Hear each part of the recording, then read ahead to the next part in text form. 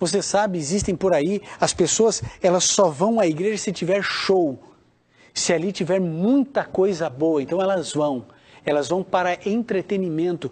A casa de oração para todos os povos virou uma casa de diversão.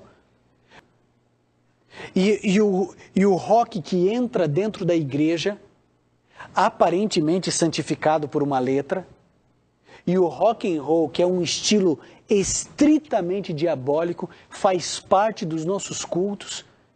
O mundo vai entrando dentro da igreja, o púlpito virou lugar de anedotas, de brincadeira, de risada. A Bíblia tem sido deixada de lado. Você consegue perceber, querido, que a ação do diabo já não está mais nos bares, nas boates e nas baladas? A preocupação de Satanás está com a igreja e ele tenta entrar na igreja. E nós estamos preocupados conosco, em defendermos a placa da nossa igreja, em provarmos para os outros que nós estamos certos, que outros estão errados. A nossa igreja virou uma casa de diversão, não nos preocupamos com mais ninguém. E aí eu encontro Neemias no verso 4 dizendo: quando eu ouvi essas palavras, que os meus irmãos estavam sofrendo, que eles estavam recebendo opróbrio, que os muros estavam derrubados, que as portas queimadas a fogo, que as pessoas viviam em aflição, olha a reação de um líder espiritual. O verso 4 diz: quando ouvi estas palavras, assentei-me e chorei.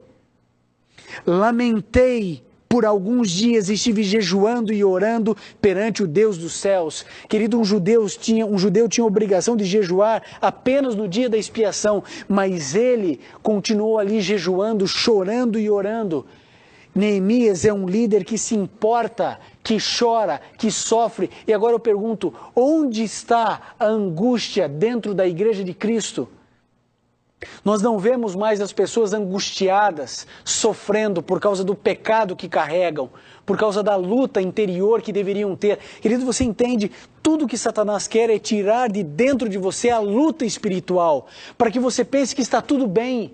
E aí então as pessoas aceitam um cristianismo sem profundidade, sem entrega, sem a morte do eu, e elas vivem dentro da casa de oração, que agora virou uma casa de divertimento, com a influência do mundo dentro da igreja, e a igreja não consegue abençoar o mundo, não consegue transformar o mundo, porque nós não estamos transformados, talvez porque a gente não se importe com os outros, e a prova maior disso é que nós não estamos nos importando nem mesmo com a nossa salvação, trocando o céu pelo nada dessa terra. Neemias, ele chorou. Quando ele ouviu, ele se assentou, ele parou o que ele estava fazendo e ele chorou.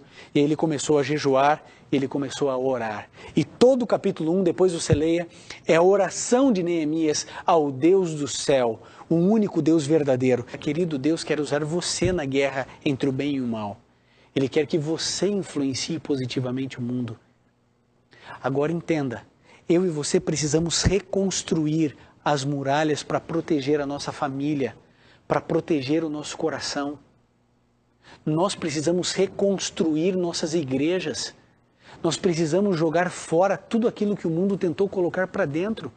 Nós precisamos de uma reforma na música nas nossas igrejas. Porque nós não podemos colocar os ritmos do mundo com uma letra de Jesus e falar que isso é música sacra, que isso é música de adoração. Querido, para que a igreja de Cristo possa influenciar o mundo, eu acho que a gente vai ter que se submeter ao oleiro e permitir que o vaso se quebre, para que o oleiro refaça como ele achar devido. Como ele achar devido. As nossas igrejas não estão cumprindo o papel profético delas, de abençoar o mundo, de transformar o mundo. Pelo contrário, nessa guerra de influências, enquanto a igreja influencia o mundo entra dentro da igreja, nessa guerra parece que nessa queda de braço nós estamos perdendo.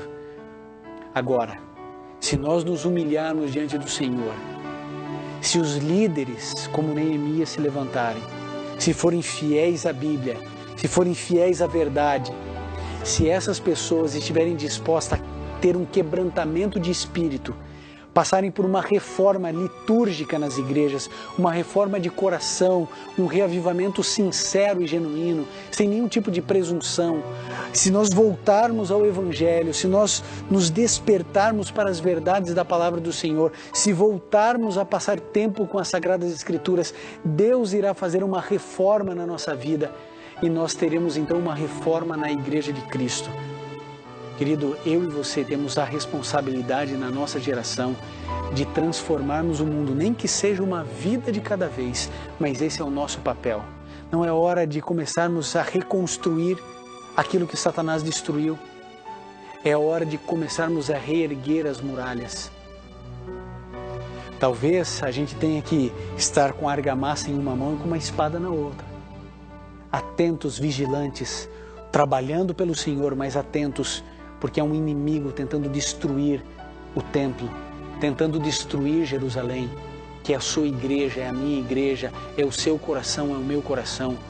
Mas se formos como Neemias, então, querido, entenda, em 2 meses, as muralhas foram reerguidas, em 2 meses. Deus consegue fazer tudo em tempo recorde, porque Ele nos ama e quer o nosso melhor. Eu sei que dentro do seu coração, querido, às vezes existem sentimentos de que você é só um menino. Eu também sou, apenas um menino. E por trás da nossa armadura, só existe esse menino. Nós estamos lutando, mas o meu coração tem medo e o seu também. Mas esse é o momento, querido. Se nos colocarmos nas mãos de Deus, Ele nos usará mesmo como meninos.